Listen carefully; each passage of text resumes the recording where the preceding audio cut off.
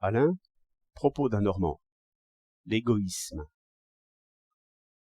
On lit souvent que chacun ne pense qu'à soi, ne vit que pour soi, n'aime que soi. Pourtant, on trouve des sauveteurs et des guerriers autant qu'il en faut.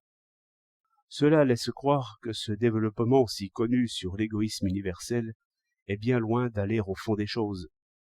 Le moins qu'on puisse dire, c'est que cette idée de l'amour de soi, qui donne lieu à tant de remarques piquantes, est une des plus confuses que l'on rencontre. Qui donc est content de soi? Qui donc s'aime réellement lui-même? Je vois que la plupart imitent le voisin, non seulement pour le costume, mais pour les opinions, pour les vertus, pour les vices. Et beaucoup s'exposeraient à la mort pour échapper au ridicule, ce qui fait bien voir que le blâme des autres nous pique comme une flèche. Et l'on expliquera aisément que c'est par prudence, attendu que celui qui ne se fait pas respecter d'abord en parole sera bientôt frappé et dépouillé.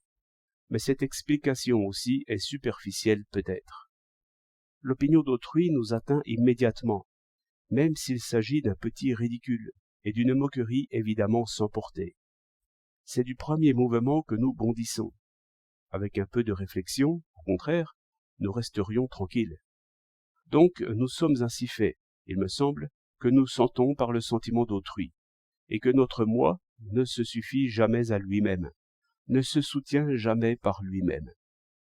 Il faut considérer aussi avec quelle facilité et avec quel bonheur un homme obéit, avec quel enthousiasme il participe à des actions communes.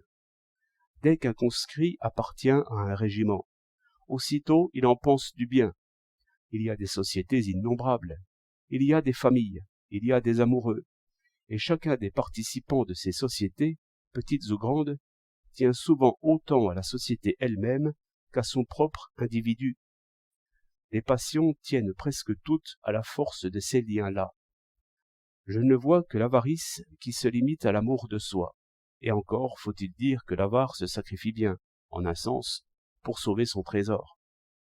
Contradiction, je veux bien, mais aussi mouvement instinctif, qui fait voir que la fonction fondamentale de l'homme n'est pas de se conserver n'importe comment. On meurt très bien, plutôt que de vivre autrement qu'on ne voudrait. Ce que l'on pourrait dire, peut-être, c'est que la vie mercantile rend égoïste, par une séparation et même une opposition d'intérêts. Mais l'être humain est d'abord affectueux, et ensuite courageux. Ce n'est que la paix et le profit qui le rendent prudent, et encore quand il est bien vieux. 11 octobre 1911.